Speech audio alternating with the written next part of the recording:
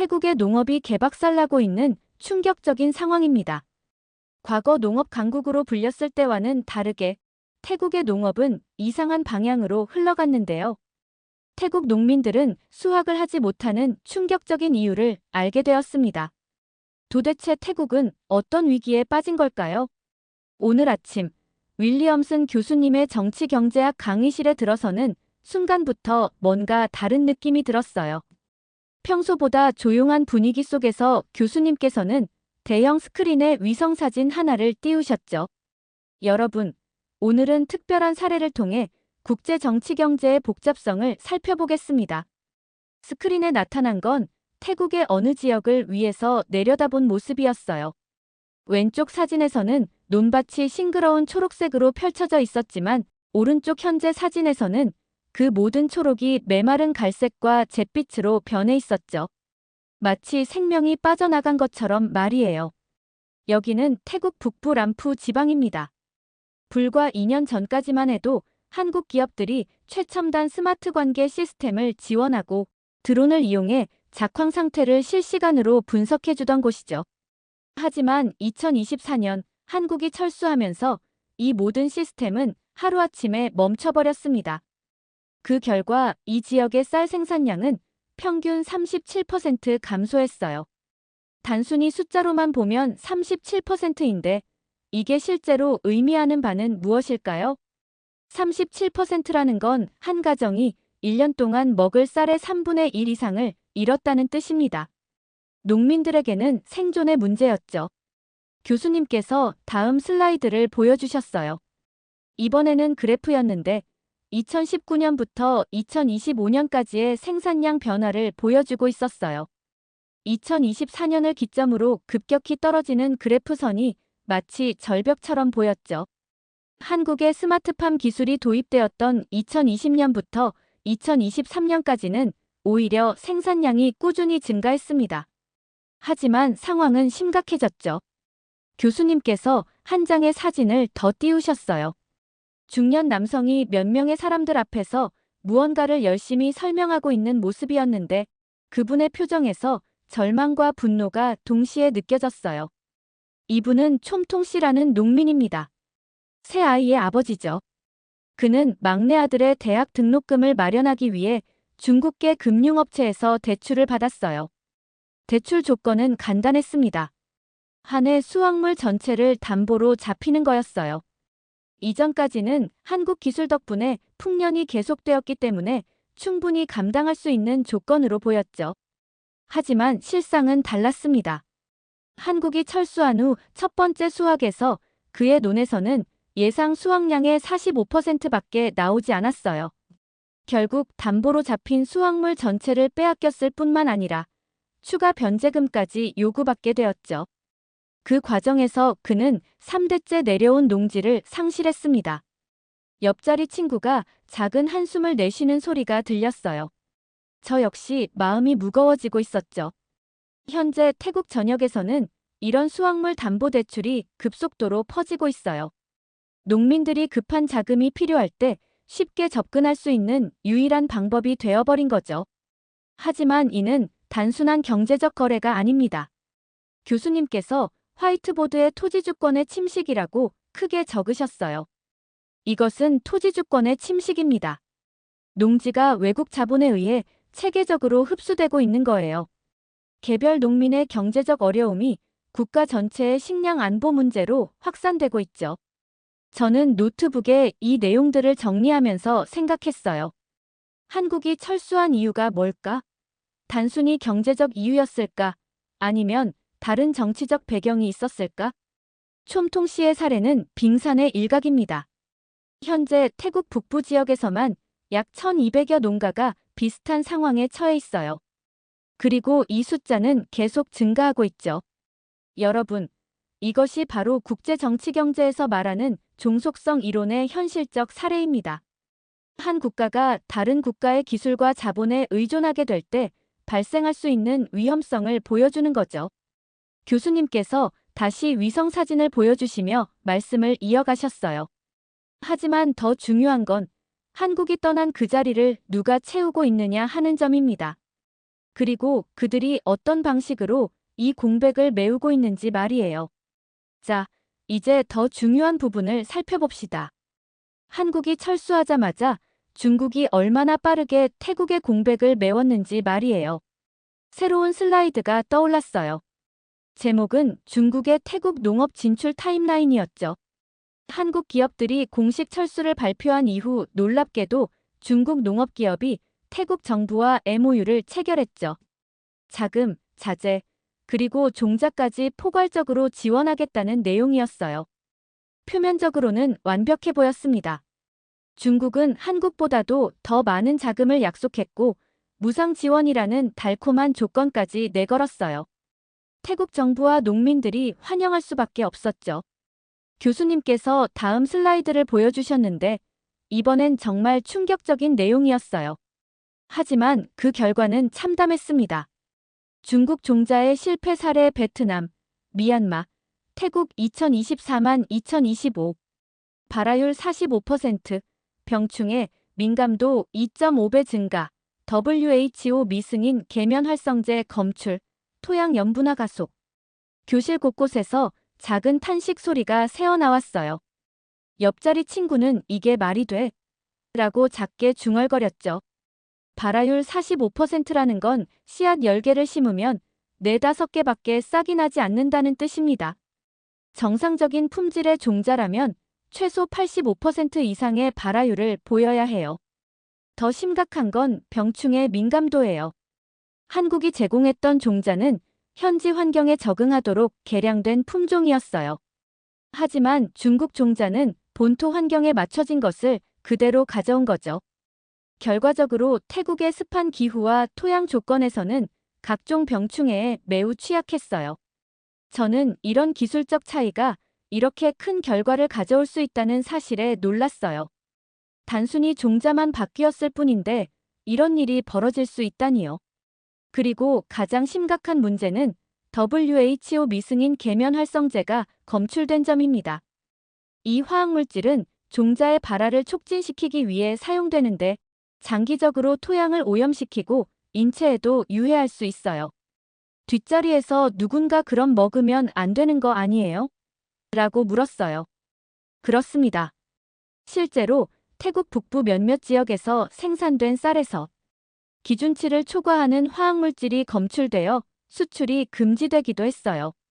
농민들은 생산량도 적고 품질도 나쁜 쌀만 남게 된 거죠. 하지만 이게 끝이 아닙니다.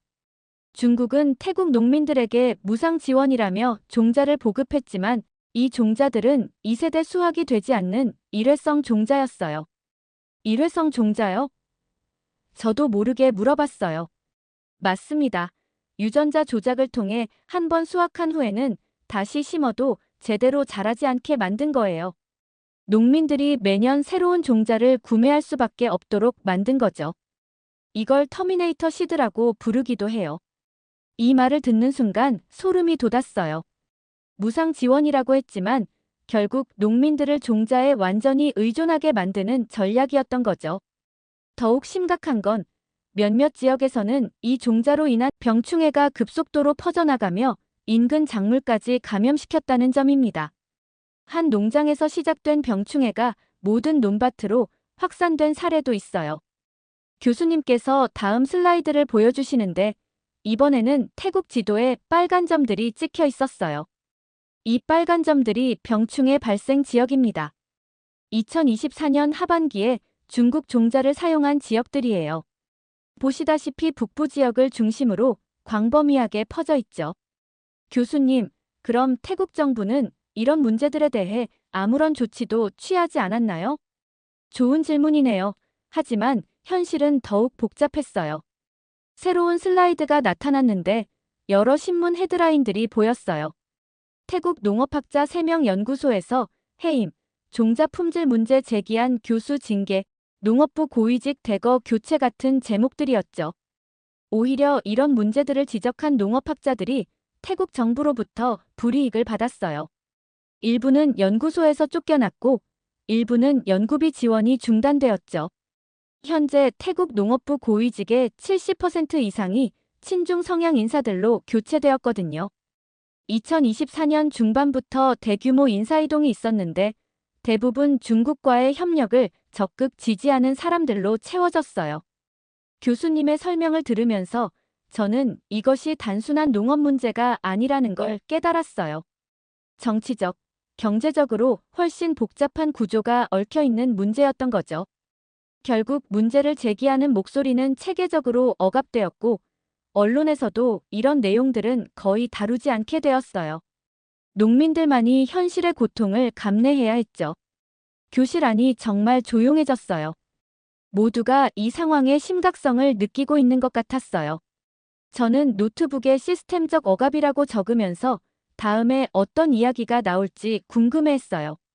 이제 여러분께 보여드릴 내용은 상당히 충격적일 수 있습니다. 하지만 현실을 이해하기 위해서는 꼭 봐야 할 자료예요. 교실 안의 불이 조금 더 어두워지고 대형 스크린에 동영상이 재생되기 시작했어요. 처음에는 평범한 강의 모습이 보였는데 점점 화면이 가까워지면서 저는 충격을 받았어요. 강물이 강물 같지 않았어요. 진흙탕처럼 탁한 갈색이면서도 이상한 금속성 광택이 돌았죠. 그리고 그 물이 논밭으로 넘쳐 흐르는 모습이 마치 재앙 영화의 한 장면 같았어요. 여기는 태국 북부 치앙라이 지역의 코크강입니다. 예전에는 맑고 깨끗한 물이 흘렀던 곳이죠. 이 강의 상류에는 중국 기업이 운영하는 대규모 히토류 광산이 있어요. 2024년부터 본격적인 채굴을 시작했는데 문제는 폐수 처리 시설이 제대로 갖춰지지 않았다는 점입니다. 지난 2년간 코크강에서 측정된 중금속 농도입니다. 납, 카드뮴, 수은 모두 WHO 기준치를 5배 초과하고 있어요. 특히 히토류 채굴 과정에서 사용되는 산 용액들이 그대로 강으로 흘러들어간 것으로 추정됩니다. 더 심각한 건 이 오염이 단순히 물에만 그치지 않는다는 점이에요. 교수님께서 다음 슬라이드를 보여주셨는데 이번에는 정말 충격적인 사진들이었어요. 코크강의 변화라는 제목 아래 2장의 사진이 나란히 놓여 있었죠. 왼쪽에는 피부에 이상한 발진이 생긴 아이들 사진이 있었어요. 아이들의 팔과 다리에 빨갛게 부어오른 상처들이 선명하게 보였죠. 오른쪽에는 기형적으로 변형된 물고기 사진이 있었는데 정상적인 물고기와는 전혀 다른 모습이었어요. 코크강 하류 지역 주민들에게서 원인 불명의 피부병이 급속도로 퍼지기 시작했어요. 특히 아이들에게 많이 나타나고 있는데 중금속 중독의 전형적인 증상들이죠. 교수님의 목소리가 더욱 무거워졌어요. 그리고 강에서 잡히는 물고기들도 비정상적인 모습을 보이기 시작했습니다. 척추가 휘어지거나 비늘이 비정상적으로 자라거나 아예 기형적인 모습으로 태어나는 물고기들이 계속 발견되고 있어요. 하지만 진짜 재앙은 올해 초에 벌어졌습니다. 교수님께서 다시 동영상을 재생하셨어요. 이번에는 엄청난 폭우가 쏟아지는 장면이었어요. 하늘에서 쏟아지는 빗줄기가 마치 폭포수 같았죠. 태국 북부 지역에 유례없는 폭우가 쏟아졌어요. 평년 강수량의 3배가 넘는 비가 단 일주일 만에 내렸죠. 그 결과 코크강이 범람했죠. 범람한 코크강은 중금속과 화학물질로 오염된 물을 인근 농지 전체에 쏟아냈습니다. 단 하루 만에 수천 헥타르의 농지가 오염되었어요. 교수님께서 영상을 멈추고 새로운 슬라이드를 보여주셨어요. 피해 규모를 정리한 자료였는데 숫자들이 정말 충격적이었어요. 물고기 떼죽음, 식수원 감염, 농작물 전멸. 그리고 이 모든 것이 하루 만에 벌어졌어요. 그 결과 태국 북부의 식량 자급률은 단숨에 15%포인트나 하락했습니다. 15%포인트 하락이라는 건 약 50만 명분의 식량이 하루아침에 사라졌다는 뜻입니다. 이는 단순한 자연재해가 아니라 인재라고 봐야 해요. 이제 농민들의 반응을 살펴보겠습니다. 영상이 재생되자 방콕의 번화한 거리가 나타났어요. 카메라가 가까이 다가가자 피켓에 적힌 글씨들이 선명하게 보였어요. 한국을 다시 불러달라. 우리에게는 한국이 필요하다. 중국 농업 노 같은 구호들이었죠. 이 시위는 중국 종자 문제와 코크강 오염 사건이 연이어 터지면서 농민들의 분노가 폭발한 거예요. 하지만 이 평화로운 시위는 오래 지속되지 못했습니다. 시위 시작 3시간 만에 강제 해산됐습니다. 태국 당국은 불법 집회라는 이유를 댔지만 농민들은 합법적인 절차를 거쳐 허가를 받았던 시위였어요. 주요 언론들은 이 시위를 소수의 불만 세력이라고 규정했어요. 수백 명의 농민들이 절실한 마음으로 모인 시위를 단순한 불평불만으로 치부한 거죠. 더 심각한 건 디지털 공간에서의 검열이었습니다. SNS에서는 관련 해시태그들이 체계적으로 차단되었어요. 페이스북과 트위터에서 시위 관련 게시물들이 대량으로 삭제되었고 유튜브에 올라온 현장 영상들도 하나둘씩 사라지기 시작했죠. 현재 태국에서는 한국과 농업을 함께 검색하면 거의 아무런 최신 정보를 찾을 수 없어요. 모든 것이 통제되고 있죠. 그때 뒷자리에서 한 학생이 조심스럽게 손을 들었어요. 교수님, 그런데 왜 그들은 하필 한국을 부르는 거죠? 다른 나라는 안 되나요? 이 부분이 가장 중요한 포인트예요. 새로운 슬라이드가 나타났는데 한국이 태국에서 활동했던 시기의 사진들이 보였어요. 한국 기술자들이 태국 농민들과 함께 논밭에서 작업하는 모습, 한국어, 태국어가 함께 적힌 안내판, 한국 기업이 건설한 관계시설 등이었죠. 한국이 태국에서 활동했던 3년간은 단순한 기술 제공이 아니었어요. 한국 기술자들은 태국 현지에 거주하면서 농민들과 함께 생활했고 그들의 문제를 직접 해결하려고 노력했죠. 더 중요한 건 한국은 태국 농민들에게 기술을 가르쳐줬다는 점이에요. 물고기를 주는 게 아니라 물고기 잡는 법을 알려준 거죠. 농민들이 스스로 문제를 해결할 수 있는 능력을 키워줬어요. 그들은 기억합니다. 한국의 기술과 사람이 가져다준 자립의 시간들을요. 그 시절에는 스스로 문제를 해결할 수 있다는 자신감이 있었어요. 하지만 지금은 모든 것을 외부에 의존해야 하는 상황이 되었죠. 지금 태국 농민들이 외치는 것은 단순한 기술 수입이 아니에요. 믿을 수 있는 파트너에 대한 그리움입니다. 진정으로 자신들을 이해하고 도와줄 수 있는 친구에 대한 간절함이죠. 수업이 벌써 후반부에 접어들었어요.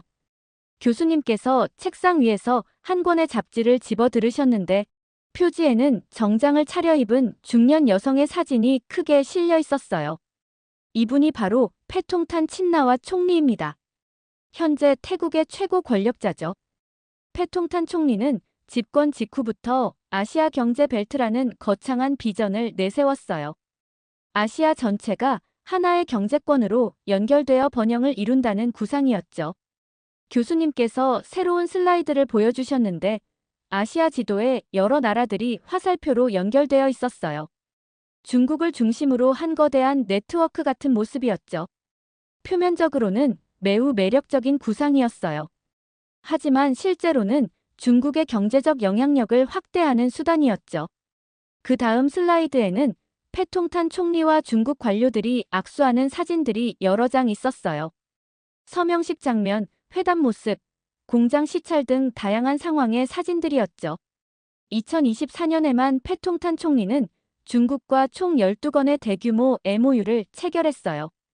농업, 제조업, 인프라, 에너지 분야를 모두 포괄하는 전방위적 협력이었죠.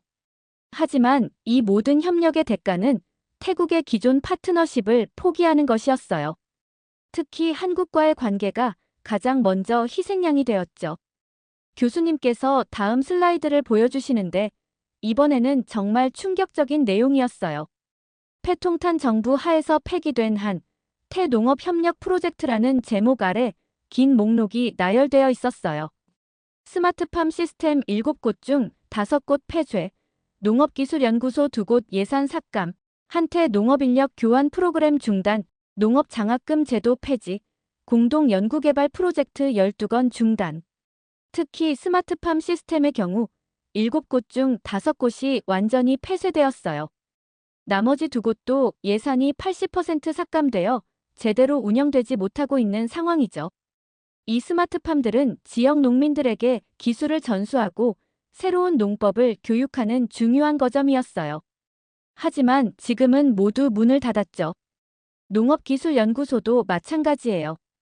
한국과 공동으로 운영하던 두 곳의 연구소가 예산 삭감으로 사실상 기능을 멈췄어요. 이 연구소들에서는 태국 현지 환경에 맞는 새로운 품종 개발, 병충해 방제 기술 연구, 기후변화 대응 농법 개발 등 중요한 연구들이 진행되고 있었어요. 하지만 지금은 모든 연구가 중단된 상태죠. 그때 한 학생이 손을 들고 질문했어요. 그럼 그 연구 성과들은 어떻게 된 건가요? 안타깝게도 대부분의 연구 데이터와 기술들이 방치되고 있어요. 일부는 중국 기업들이 가져간 것으로 알려져 있지만 정확한 현황은 파악되지 않고 있죠. 교수님께서 마지막 슬라이드를 보여주셨는데 이번에는 통계 그래프였어요. 태국의 농산물 생산량과 수입량을 비교한 자료였죠. 그리고 바로 그해 2024년에 태국에서는 역사적인 일이 벌어졌습니다. 그래프를 보니 2024년을 기점으로 수입량이 생산량을 넘어서는 것을 확인할 수 있었어요. 빨간 선 수입량이 파란 선 생산량을 교차하는 지점이 선명하게 보였죠. 태국이 20년 만에 농산물 수입국으로 전락했어요. 생산보다 수입이 많아졌다는 건 무엇을 의미할까요? 식량 주권의 상실을 의미합니다. 자국민이 먹을 식량을 스스로 생산하지 못하게 된 거죠. 현재 태국은 쌀의 60%, 채소의 45%, 과일의 30%를 수입에 의존하고 있어요. 불과 3년 전만 해도 대부분을 자급자족할 수 있었던 나라가 말이에요. 교수님께서 패통탄 총리의 사진을 다시 보여주시며 마지막 말씀을 하셨어요. 결국 아시아 경제 벨트라는 거창한 정책의 실제 결과는 자국 산업의 붕괴와 농업의 희생이었습니다. 그리고 이 모든 과정에서 가장 큰 피해를 본 건 결국 농민들이었죠. 화면에는 간단하지만 강렬한 메시지가 나타났어요. 농업은 단지 식량을 생산하는 산업이 아니라 국가의 자립과 생존을 결정짓는 인프라입니다. 교수님께서 슬라이드를 끄고 우리를 바라보셨어요. 여러분, 오늘 우리가 살펴본 태국의 사례는 먼 나라의 남의 일이 아닙니다. 이것은 21세기 국제 정치 경제의 현실이고 언제든 다른 나라에서도 벌어질 수 있는 일이에요. 학생들이 하나둘씩 노트를 덮기 시작했어요. 저도 노트북을 닫으려다가 잠시 멈췄어요. 뭔가 더 써야 할 것 같은 느낌이 들었거든요. 질문이나 의견이 있는 학생 있나요? 교수님께서 물으셨지만 아무도 손을 들지 않았어요. 보통 때라면 몇 명은 질문을 했을 텐데 오늘은 달랐어요. 모두가 생각에 잠겨 있는 것 같았죠. 저도 손을 들고 싶었지만 그러지 못했어요. 너무 많은 생각들이 머릿속에서 뒤엉켜 있어서 어떤 질문을 해야 할지 정리가 안 됐거든요. 촘통 씨의 절망적인 표정, 오염된 코크강, 한국 로고가 새겨진 낡은 조끼, 강제 해산된 시위, 모든 장면들이 계속 떠올랐어요. 그럼 오늘 강의는 여기서 마치겠습니다. 학생들이 하나둘씩 교실을 나가기 시작했어요. 저도 가방을 메고 일어났는데 책상 위에 놓여있던 한 장의 종이가 눈에 들어왔어요. 강의를 들으면서 중간중간 메모했던 것들이었는데 어느새 태국의 농업 붕괴와 한국의 빈자리라는 제목이 맨 위에 적혀 있었어요. 언제 이런 제목을 생각했는지 기억도 나지 않았는데 말이에요. 종이를 가방에 넣으면서 저는 왜인지 모르게 마음이 무거웠어요. 이 이야기가 단순한 과제 주제가 아니라는 느낌이 들었거든요. 실제로 지금도 태국 어딘가에서 고통받고 있는 사람들의 이야기였으니까요. 교실을 나서면서 저는 가방 속 종이를 다시 한번 만져봤어요. 태국의 농업 붕괴와 한국의 빈자리라는 제목이 더 이상 단순한 메모가 아니라 제가 꼭 전해야 할 이야기처럼 느껴졌어요. 복도를 걸으면서 문득 생각했어요. 이 이야기를 더 많은 사람들이 알아야 하지 않을까? 태국 농민들의 절실함을, 한국에 대한 그리움을, 그리고 지금도 계속되고 있는 고통을 말이에요. 캠퍼스를 벗어나면서 저는 다짐했어요. 이번 에세이는 단순한 과제가 아니라 잊혀져가는 사람들의 목소리를 전하는 통로가 되어야 한다고. 그리고 언젠가 기회가 된다면 이 이야기를 더 많은 사람들에게 알리고 싶다고. 하늘을 올려다보니 구름이 끼어 있었어요. 마치 태국의 농민들이 느끼고 있을 절망과 닮아 있는 것 같았죠. 하지만 구름 사이로 비치는 햇살처럼 언젠가는 희망의 빛이 다시 그들에게도 닿을 수 있기를 바라면서 집으로 향했습니다. 이렇게 태국의 농업이 망해가는 사연 어떻게 들으셨나요? 태국 총리의 친중 정책으로 인해 많은 농민들이 피해를 입게 되고 이러한 상황에서 과거 한국을 찾게 된다는 사실이 마음 아팠습니다. 여러분들의 의견은 어떠신가요? 다양한 의견을 댓글을 통해 공유해주세요. 긴 영상 시청해주셔서 감사드리고 영상 재미있으셨다면 구독과 좋아요 부탁드립니다. 한국과 협력하지 않고 중국과 협력한 태국 총리는 현재 충격에 빠지게 됩니다. 미국의 트럼프 대통령의 발언 때문에 태국 경제는 위기를 맞게 되는데요. 도대체 태국에서는 어떤 일이 일어나고 있는 걸까요? 안녕하세요. 저는 에바라고 합니다. 미국의 대학교 학생이죠. 오늘은 동남아시아의 경제 외교 특강을 듣기 위해 일찍 강의실에 도착했어요. 아시아 정치 경제에 관심이 많아져 이번 수업은 꼭 듣고 싶었거든요. 교수님이 강의실에 들어오시며 프로젝터를 켜셨습니다. 화면에는 태국 변화하는 동남아 경제 지형도라는 제목이 떠올랐어요. 최근 트럼프 대통령의 관세 문제로 인해 많은 나라가 어려움을 겪고 있습니다. 그중 잘못된 경제적 선택을 한 나라에 대해 알아보겠습니다. 오늘 우리는 한때 동남아의 호랑이라 불리던 태국이 어떻게 경제적 위기에 빠지게 되었는지 살펴볼 겁니다. 맥켄지 교수님이 말씀하셨어요.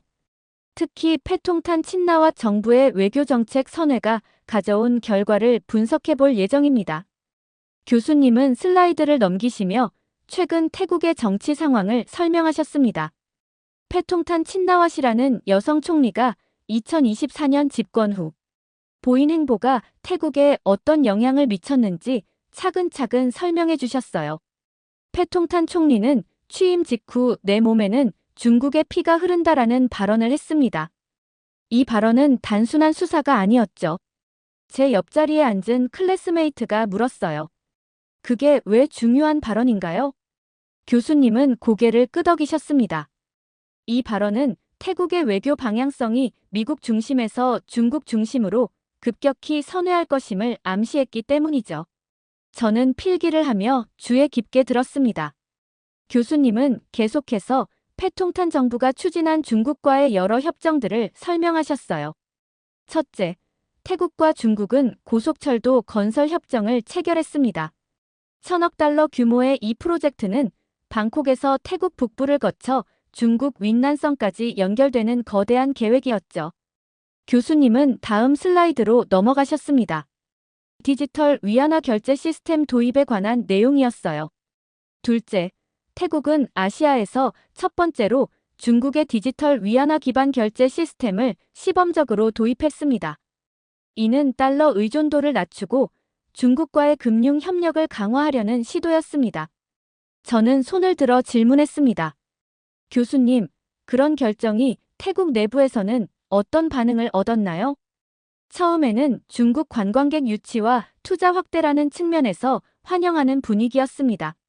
하지만 점차 중국 의존도가 높아지는 것에 대한 우려의 목소리도 커졌죠. 교수님은 세 번째 협정에 대해 설명하셨습니다. 마지막으로 패통탄 정부는 중국과 대규모 관광 인센티브 협약을 체결했습니다. 중국인 관광객에게 비자 면제, 특별 할인, 전용 시설 등을 제공하는 내용이었죠. 그리고 교수님은 태국의 변화된 외교 관계가 주변국에 미친 영향을 설명하셨습니다. 주목할 만한 점은 태국과 한국의 관계 변화입니다. 중국과의 관계 강화 이후 중국에 많이 의존하면서 패통탄 가문이 줄곧 해왔던 중국과의 협력에 힘을 썼죠. 그 여파로 많은 한국 기업들이 태국에서 철수하거나 신규 투자 계획을 보류하게 되었죠. 수업이 계속되면서 맥켄지 교수님은 다음 주제로 넘어가셨습니다. 슬라이드 제목은 빗나간 전략 태국의 중국 배팅이었어요. 패통탄 정부가 추진한 중국 중심의 외교 경제 전략은 생각보다 빠르게 한계에 부딪혔습니다. 교수님이 말씀하셨어요. 처음에는 긍정적인 결과를 기대했지만 현실은 많이 달랐죠. 저는 더 자세히 이해하고 싶어 추가 질문을 했습니다. 어떤 요인들이 그 전략의 실패로 이어졌나요? 교수님은 고개를 끄덕이시며 칠판에 3가지 주요 요인을 적으셨습니다. 첫째, 중국 내부의 경기 침체 문제입니다. 2023년부터 중국 경제는 부동산 위기, 청년 실업률 증가, 소비 둔화 등으로 어려움을 겪고 있었어요. 태국이 중국과의 협력을 강화하던 바로 그 시점에 중국 경제는 고전하고 있었던 겁니다. 교수님은 그래프를 보여주셨는데 중국인 관광객 수가 급격히 감소한 것을 보여주고 있었어요. 태국은 관광 산업에 크게 의존하는 국가입니다. 코로나19 이후 중국인 관광객이 태국 경제 회복의 핵심으로 여겨졌지만 중국의 경기 침체로 인해 예상했던 관광객 수요가 급감했습니다. 2024년 초 예상했던 중국인 관광객 수는 1,000만 명이었지만 실제로는 그 절반에도 미치지 못했어요. 투자 유치 상황은 어땠나요? 태국 정부는 중국으로부터 상당한 규모의 직접 투자를 기대했습니다. 특히 전기차, 신재생 에너지, 디지털 인프라 분야에서요. 하지만 중국 기업들도 자국 내 경제 상황이 불안정해지면서 해외 투자를 축소했습니다. 결국 기대했던 투자의 30% 정도만 실현됐죠. 저는 필기를 하면서 궁금한 점이 생겼습니다. 태국 국민들은 이런 상황을 어떻게 받아들였나요? 교수님은 화면을 넘겨 태국 여론조사 결과를 보여주셨습니다. 3번째 문제는 바로 국내 여론 악화였습니다. 중국과의 협력이 심화되면서 중국산 제품들이 태국 시장에 대거 유입되었어요. 처음에는 저렴한 가격 때문에 환영받았지만 점차 태국의 전통 시장과 지역 상인들이 타격을 받기 시작했습니다. 교수님은 방콕의 전통 시장 사진들을 보여주셨어요. 한때 활기찼던 시장들이 한산한 모습이었습니다. 차이나타운을 제외한 방콕의 많은 전통 시장들이 중국산 값싼 상품으로 인해 경쟁력을 잃었습니다. 현지 수공예품, 식품, 의류 등을 판매하던 소상공인들이 가장 큰 타격을 받았죠. 이로 인해 우리의 문화를 지키자라는 반중 정서가 확산되기 시작했어요. 교실 뒤쪽에서 한 학생이 질문했습니다. 태국 정부는 이런 문제들에 어떻게 대응했나요? 교수님은 한숨을 쉬셨습니다. 여기가 바로 핵심적인 문제입니다. 패통탄 정권은 이러한 신호들을 대부분 무시했어요. 경제 지표가 악화되고 국민들의 불만이 커지고 있음에도 불구하고 총리는 계속해서 장기적 관점에서 보면 중국은 태국의 미래라는 입장을 고수했습니다. 교수님은 패통탄 총리의 인터뷰 영상을 보여주셨어요. 그녀는 자신있게 말하고 있었지만 그 주장에는 구체적인 근거가 부족해 보였습니다. 이런 상황에서 태국 정부의 정책 수정 가능성은 점점 줄어들었고 결국 2025년 초에 더 큰 위기를 맞게 됩니다. 저는 태국의 상황이 안타깝게 느껴졌습니다. 하나의 국가에 너무 의존하는 전략이 얼마나 위험할 수 있는지 생생하게 배울 수 있는 사례였어요. 이제 태국의 진짜 위기에 대해 알아보도록 하죠. 교수님의 말씀에 강의실은 순식간에 조용해졌습니다. 2025년 4월 2일 도널드 트럼프 미국 대통령이 전 세계를 향해 새로운 상호주의 무역 정책을 선포했습니다. 이 정책은 실시간으로 국제 경제에 영향을 미치고 있어요. 교수님은 트럼프 대통령의 기자회견 영상을 보여주셨습니다. 백악관 기자실에 선 트럼프 대통령은 자신감 넘치는 표정으로 말하고 있었어요. 그 핵심은 단 하나입니다. 당신들이 우리에게 매긴 만큼 우리도 당신들에게 매기겠다.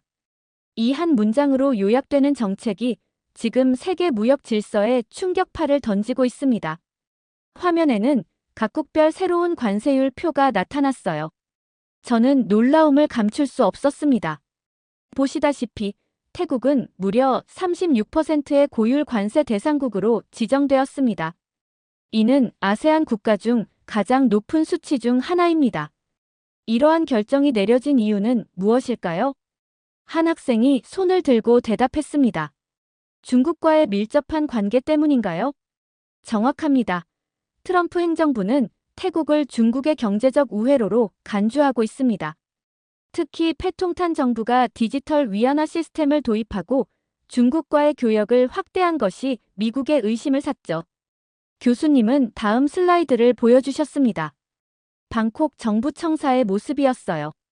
뉴스가 전해진 날 밤, 태국 정부는 긴급 대책회의를 소집했습니다. 현지 언론 보도에 따르면 회의실에는 침묵만이 흐르고 경제부처 장관들은 수출 실적과 피해 예상 보고서를 놓고 고개를 젓기만 했다고 합니다. 저는 궁금증이 생겨 질문했습니다. 태국의 주요 수출품은 무엇인가요? 그리고 이 관세가 그들에게 얼마나 타격을 줄까요? 교수님은 미소를 지으며 답하셨어요. 태국의 대표 수출 산업은 전자제품, 가공식품, 농산물입니다. 문제는 트럼프 대통령의 새로운 관세가 이 모든 품목을 포함하고 있다는 점이에요. 교수님은 차트를 보여주시며 계속 설명하셨습니다. 예를 들어, 태국은 세계 최대 쌀 수출국 중 하나입니다. 또한 컴퓨터 부품, 자동차 부품, 고무 제품 등의 수출도 많죠. 미국은 이 모든 제품의 중요한 수입국이었습니다. 36%의 관세는 이 제품들의 가격 경쟁력을 완전히 무너뜨릴 수 있어요. 교수님은 다음 슬라이드로 넘어가셨습니다. 태국 총리의 기자회견 장면이었어요. 이튿날 패통탄 친나와 총리는 대국민 성명을 발표했습니다. 우리는 미국과의 오랜 신뢰관계를 이어가기를 희망합니다. 태국은 단순한 수출국이 아닌 미국이 신뢰할 수 있는 경제 파트너입니다. 이렇게 말하며 위기를 수습하려 했죠. 교수님은 패통탄 총리의 대응책을 자세히 설명해 주셨어요. 그녀는 곧바로 3가지 대응책을 발표했습니다. 첫째, 미국산 에너지, 항공기, 농업제품에 대한 수입 확대 방침을 선언했어요. 둘째, 재무장관을 수석으로 하는 고위 대표단을 미국에 급파하겠다고 밝혔습니다. 이 대표단에는 정부 고위 인사들뿐만 아니라 민간 무역협회 관계자들까지 포함되어 있었죠.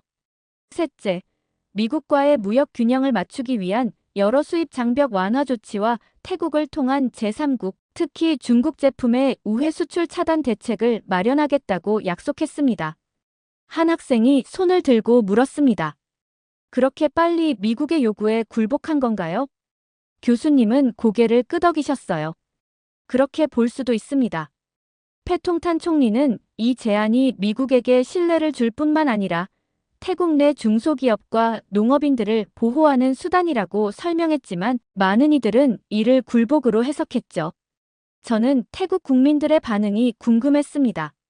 태국 내부에서는 이 결정을 어떻게 받아들였나요? 태국 내부의 반응은 엇갈렸습니다. 대부분의 언론은 미국의 굴복한 외교라고 비판했습니다. 야당은 더 강하게 나와 중국과의 밀월 뒤에 미국에 무릎 꿇는 행보는 명백한 전략 실패라고 몰아세웠죠. 일부 보수 성향 언론은 패통탄의 외교 방향 전반에 대해 이도 저도 아닌 줄타기 외교의 파탄이라고 평했습니다. 교수님은 다음으로 아세안 국가들의 대응에 대해 설명하셨어요. 이런 상황에서 눈여겨볼 점은 아세안 국가들의 움직임입니다. 말레이시아의 안와르 이브라힘 총리는 아세안 회의 의장국으로서 각국 정상과 잇따라 통화를 하며 공동 대응 방안을 논의하고 있었어요. 아세안 경제장관 회의에서는 미국 관세 정책에 대한 공동 대응안이 논의될 예정이었습니다. 하지만 여기서 중요한 점은 태국은 아직 이 논의의 중심이 되지 못한 상태라는 겁니다. 중국과의 밀착으로 아세안 내에서도 소외되고 있었던 것이죠. 교수님은 패통탄 총리의 사진 옆에 트럼프 대통령의 사진을 띄우셨습니다.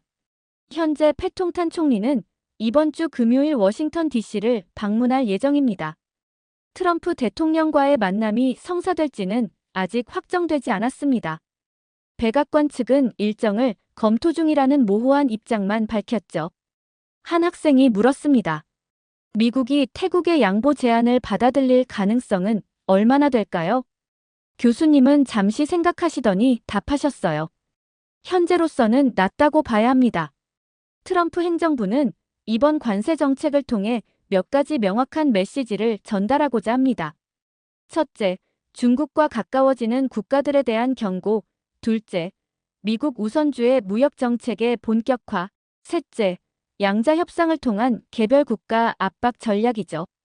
태국이 단기간에 이러한 미국의 전략적 목표를 바꿀 만한 카드를 갖고 있지 않다는 점이 문제입니다. 저는 태국의 상황이 안타깝게 느껴졌습니다. 국제 정치의 거대한 흐름 속에서 한 국가가 얼마나 취약해질 수 있는지 생생히 목격하는 기분이었어요.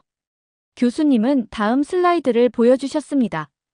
태국 방콕의 증권거래소 화면이었는데 모든 지표가 붉은색으로 표시되어 있었어요. 태국 주식시장은 개장 직후 서킷 브레이커가 발동될 정도로 폭락했습니다. 외교와 경제 모두 긴장감이 감도는 가운데 패통탄 총리는 이번 미국 방문으로 태국의 입지를 지킬 수 있을지 전 세계가 주목하고 있습니다. 교수님은 시계를 보시더니 덧붙이셨어요. 앞으로 몇 주간 이 사태가 어떻게 전개될지 지켜봐야 합니다. 저는 생각했습니다. 국제관계에서 균형을 유지하는 것이 얼마나 중요한지 더욱 실감하게 되었어. 이번 사례 연구는 제가 국제관계학을 전공하기로 한 이유를 다시 한번 확인시켜 주었습니다. 교수님은 수업 후반부로 접어들면서 태국의 외교적 위기에 대해 더 깊이 들어가셨습니다. 이제 우리는 미국의 고율 관세 부과 이후 태국의 외교적 입지가 어떻게 흔들렸는지 살펴보겠습니다. 저는 태국이 왜 이런 상황에 처하게 됐는지 더 이해하고 싶어 질문했습니다. 태국이 예전에는 미국의 주요 동맹국이었다고 들었는데 관계가 이렇게 악화된 이유가 단지 중국과의 관계 때문인가요? 교수님은 고개를 끄덕이셨습니다. 태국은 역사적으로 미국의 오랜 동맹국이었습니다. 냉전 시기에는 베트남 전쟁에서 미군의 중요한 기지를 제공했죠. 하지만 최근 몇 년간 태국은 중국과 미국 사이에서 외교적 입장을 명확히 하지 못했습니다. 교수님은 아세안 정상회의 사진을 보여주셨어요. 더 큰 문제는 태국이 동남아시아 지역 내에서도 영향력을 잃고 있다는 점입니다. 태국은 현재 아세안 의장국도 아니고 주요 중재국 역할도 수행하지 못한 채 미국, 중국 사이에서 애매한 포지션에 놓이게 되었습니다. 저는 궁금한 점이 생겨 또 질문했습니다. 이런 상황에서 태국이 외교적 균형을 회복할 방법은 없을까요? 쉽지 않은 상황입니다. 외교에서 가장 중요한 것은 신뢰인데 태국은 미국에게는 중국에 너무 가까워진 국가로 중국에게는 미국의 압박에 쉽게 굴복하는 국가로 인식되고 있습니다. 이런 상황에서 신뢰를 회복하려면 일관된 외교 원칙과 장기적 전략이 필요한데 패통탄 정부는 그런 모습을 보여주지 못하고 있어요. 교수님은 세계 지도를 화면에 띄우셨습니다. 태국을 중심으로 연결된 외교 관계선들이 점점 희미해지는 그래픽이었어요. 결과적으로 태국의 국제 무대에서의 입지는 점차 약해지고 있으며 외교적 고립이 현실화되고 있습니다. 한때 대나무 외교로 불리며 강대국 사이에서 유연한 외교를 펼쳤던 태국의 전통적인 외교 전략이 빛을 잃고 있는 셈입니다. 이제 태국의 외교적 위기가 국내 경제에 어떤 영향을 미쳤는지 살펴보겠습니다. 제목은 국내 경제의 균열입니다. 교수님은 태국의 경제 지표 그래프를 보여주셨어요. 모든 선이 급격히 하락하고 있었습니다. 미국의 고율 관세와 중국 투자 감소의 이중고로 인해 태국 경제는 빠르게 위축되었습니다. 수출 급감과 환율 불안이 가장 큰 문제였죠. 교수님은 방콕 외곽의 공단 사진을 보여주셨어요. 문이 닫힌 공장들이 눈에 띄었습니다. 실제로 방콕 외곽의 중소공장들 일부가 문을 닫기 시작했습니다. 특히 미국 수출 의존도가 높았던 전자부품, 의류, 신발 제조업체들이 큰 타격을 받았어요. 다음 슬라이드는 시골 지역의 농부들 모습이었습니다. 농업 분야도 심각한 상황에 처했습니다. 태국 농민들은 수출길이 어려워진 쌀, 과일, 고무 등의 농산물 재고로 큰 어려움을 겪고 있었어요. 특히 쌀 재배 지역에서는 정부에 대한 불만이 점점 고조되었습니다. 저는 태국 정부의 대응에 궁금증이 생겨 질문했습니다. 정부는 이런 상황에 어떻게 대처했나요? 패통탄 정부는 긴급 보조금과 수입 확대 등의 임시 방편만 내놓았습니다. 예를 들어 농민들에게 한시적 보조금을 지급하고 중소기업의 대출 지원을 약속했지만 근본적인 해결책은 아니었죠. 교수님은 마지막으로 태국 대기업 CEO들의 인터뷰 영상을 보여주셨어요. 더 우려스러운 것은 민간 기업들의 반응이었습니다. 많은 태국 기업과 다국적 기업들은 정권이 정책 방향성을 전혀 못 잡는다며 투자 보류 또는 해외 이전을 검토하기 시작했습니다. 특히 베트남, 인도네시아 등 주변국으로의 생산 기지 이전이 가속화되고 있었죠. 교수님은 오늘 강의의 마지막 주제로 패통탄 총리의 리더십 위기에 대해 설명하셨습니다. 프로젝터에는 태국 총리의 TV 연설 장면이 나왔어요. 외교적 고립과 경제 위기 속에서 패통탄 친나와 총리는 마지막 카드를 꺼내들었습니다. 전국 TV 연설을 통해 우리 태국은 강하다. 위기를 기회로 만들겠다라고 선언한 것이죠. 교수님은 연설 영상의 일부를 보여주셨습니다. 패통탄 총리는 자신감 있는 표정으로 말하고 있었지만 그 목소리에서는 불안감이 느껴졌어요. 그러나 이러한 호소가 국민들에게 어떻게 받아들여졌을까요? 교수님이 질문하셨습니다. 화면이 바뀌어 태국 여론조사 결과가 나타났어요.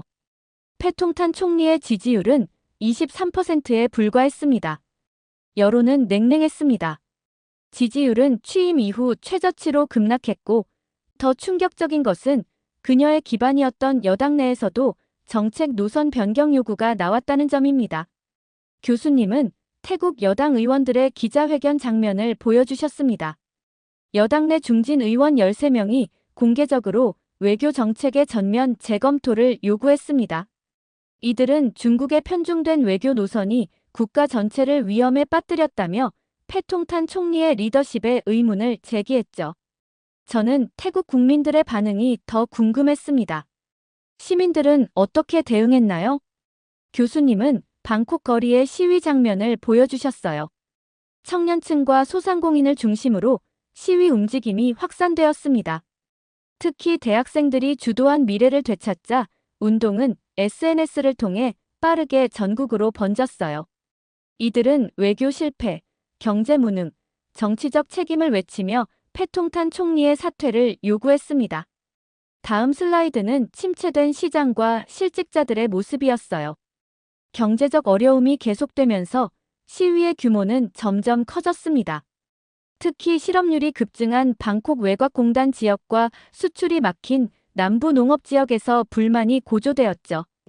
교수님은 태국 정치 분석가들의 인터뷰 영상을 보여주셨습니다. 태국 정치권은 차기 정권 교체 가능성을 열어둔 채 혼란에 빠졌습니다. 야당은 이미 국민통합정부 구성을 위한 움직임을 보이고 있었죠. 마지막 슬라이드는 태국 주요 신문의 헤드라인이었습니다.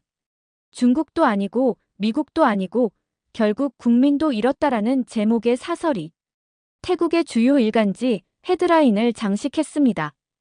이 한 문장이 패통탄 정부가 직면한 위기의 본질을 정확히 짚어내고 있다고 볼 수 있습니다. 교수님은 강의를 마무리하시며 오늘 배운 내용을 정리해 주셨어요.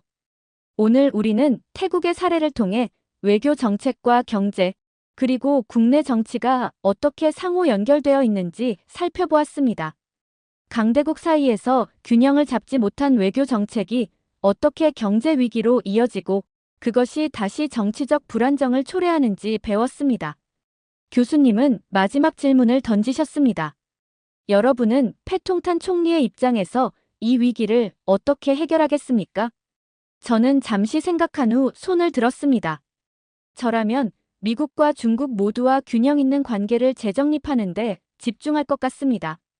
어느 한쪽에 지나치게 의존하기보다는 태국의 자주성을 강조하면서 아세안 내에서의 협력을 강화할 것 같아요. 교수님은 미소를 지으셨습니다. 외교에서 균형과 자주성은 매우 중요합니다. 특히 태국과 같은 중견 국가에게는 더욱 그렇죠. 강의가 끝나고 강의실을 나오면서 저는 오늘 배운 내용을 다시 한번 정리해 보았습니다. 국제관계에서 한 국가의 결정이 얼마나 광범위한 영향을 미칠 수 있는지, 그리고 리더십의 중요성이 얼마나 큰지 깨달았습니다. 앞으로 제가 국제관계 분야에서 일하게 된다면 오늘 태국의 사례에서 배운 교훈을 꼭 기억하고 싶습니다. 캠퍼스를 걸으며 저는 생각했습니다. 하루짜리 특강이었지만 국제관계의 복잡성과 리더십의 중요성에 대해 정말 많은 것을 배웠습니다. 그리고 이런 실제 사례 연구야말로 제가 이론만으로는 결코 얻을 수 없는 소중한 통찰을 제공해 준다는 것을 다시 한번 확신하게 되었습니다. 이렇게 한국과 협력을 포기하고 중국과 협력한 태국의 현 상황에 대한 사연 어떻게 들으셨나요? 한 나라의 총리의 선택 때문에 국민들이 힘들어한다는 사실에 대해 알게 되었고, 국민들을 위한 선택이 얼마나 중요한지 깨달았습니다. 여러분들의 의견은 어떠신가요? 다양한 의견을 댓글을 통해 공유해주세요. 긴 영상 시청해주셔서 감사드리고, 영상 재미있으셨다면 구독과 좋아요 부탁드립니다.